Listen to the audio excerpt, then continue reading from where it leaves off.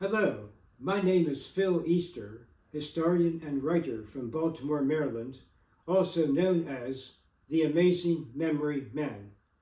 Recording tonight on Tuesday, October 7th, 2025. This is story number 81 on my YouTube channel, which is Phil Easter, The Amazing Memory Man.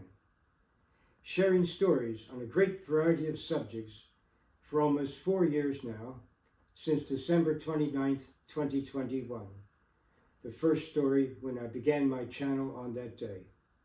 And tonight we congratulate the United States Navy on its upcoming 250th birthday, October 13th, 2025.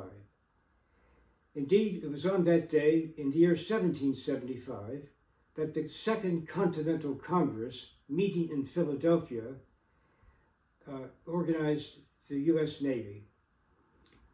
Now, the U.S. Army was the first military service of the United States just a few months earlier, on June 14th, 1775. Thus, the United States Navy became our second service, and less than 1 month later, on November 10th, 1775, the United States Marine Corps was founded at a tavern in Philadelphia. So 3 of the 6 military services that the United States has were founded in that year, 1775, the first year of the American Revolution. The Royal Navy of Great Britain was recognized as the greatest navy of the world at the time of the American Revolution, and their army was quite strong too. And it's just amazing how our founding fathers and the Continental Congresses could organize an army and navy that would eventually defeat the British. Now, we did have help from some European countries, of course, like France and Poland. The famous Marquis de Lafayette and Count Pulaski of Poland contributed several thousand troops in the American Revolution. And the French Navy was also a very good navy at the time. As a matter of fact, in the final siege of Yorktown in Virginia in 1781, when George Washington's army, with the help of the French, had the British cut off on land and the French Navy assisted on sea. But earlier, a few years earlier, in 1779, the American captain, John Paul Jones, his ship went over to England, and an area called Flamborough on the east coast of England, near the town of Flamborough, he engaged a British ship, where famously the captain of the British ship offered John Paul Jones a chance to surrender. He just didn't figure that the American commander and his ship was up to the task of having a duel with him, and that's when John Paul Jones famously said, "I've not yet begun to fight," and fought well and defeated the British ship.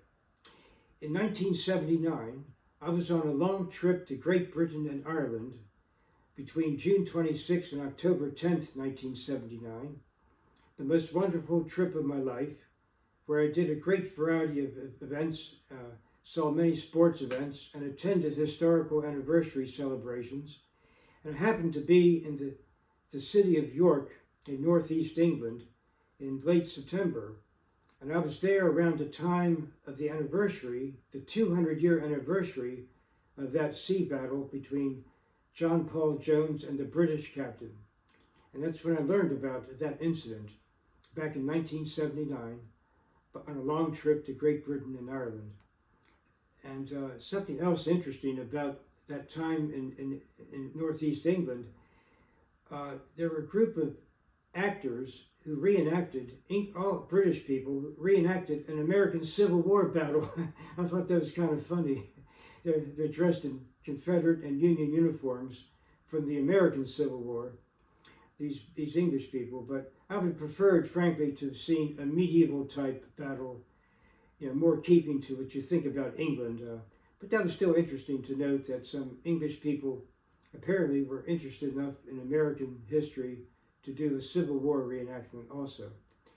But the U.S. Navy, of course, in the next war against Great Britain, the War of 1812, fought a number of battles.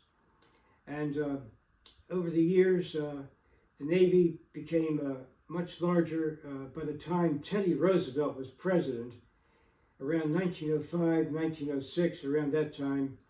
Teddy Roosevelt had the Great White Fleet, as it was called, go around the world, that many nations would see America's naval power.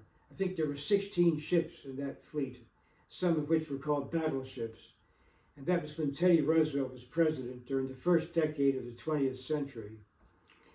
Most famously, in World War II, the U.S. Navy, the Great Battle of Midway, which occurred 6 months after the Japanese attack on Pearl Harbor on December 7, 1941, where many American ships were destroyed or badly disabled. And sadly, the USS Arizona was sunk, and so many sailors died that day on Pearl Harbor Day, December 7, 1941. But 6 months later, in June of 1942, the U.S. Navy fought the Japanese at Midway in the Pacific Ocean and inflicted a major blow on the Japanese Navy, destroying 4 aircraft carriers, and I think the U.S. lost just one that day. The highest-ranking military officer in all the United States military forces of World War II was Admiral William Leahy.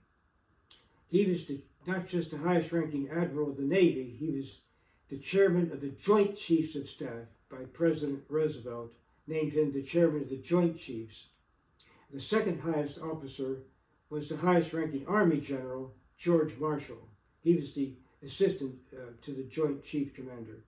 But Admiral William Leahy, in 1944, became the first military person in American history to be given a 5th star, properly called a Fleet Admiral. The admirals who wear 5 stars, and the Army generals are called General of the Army. Just 2 days later, George Marshall was given a 5th star. And about the time when the war ended, World War II, there were 4 Army 4-star generals and 4 Army 5-star generals and 4 Navy 5-star admirals. A total of 8 officers wearing 5 stars. And a short time after that, one of the 5-star generals of the Army, General Henry Arnold, was also made the first and only 5-star general of the U.S. Air Force, because in 1947, many of those in the Army Air Force became the Air Force as a separate service. So Henry Arnold has that unique distinction, I'm pointing out also, as the only person in military history to wear 5 stars in 2 different services, the Army and the Air Force. But the other 5-star admirals in the Navy in World War II, besides Leahy, were Nimitz, King, and Halsey. And the Navy was so important in both areas of the war, the fight against Germany and also Japan, but especially the war against Japan in the vast Pacific Ocean. I'm very pleased that upcoming soon, in a few days, the United States Navy will celebrate 250 years. And another note I'd like to share was when I was a young boy growing up in Baltimore in the 1960s, my mom had a friend who was a retired Navy captain. He went to the Naval Academy and he had fought in the Korean War in the early 1950s. So by the mid-1960s, he had retired. But one day he brought me a very special present. I call him Captain John. He brought me a chart of all the ranks of the 4 major military services: Army, Navy, Air Force, and Marines. Every rank from the 5-star down to the lowest rank. And within a couple of weeks, I'd memorized the whole chart. I was about 12 years old at that time. I memorized the whole chart, and that was one of the first major long list of information that I memorized, even when I was a child. I was fascinated by all those ranks of the military services. And he was very nice. He did something else for me, too. He put me on a subscription list of a magazine called the U.S. Naval Proceedings. And for a couple of years, I received a magazine every month from I think it was published maybe at the Naval Academy, but I know it was called the U.S. Naval Proceedings. So we're coming up again, October 13th, 2025, United States Navy, 250 years. This is Phil Easter, the Amazing Memory Man. We will see you next time for story number 82, another story on another subject. Thank you and good night.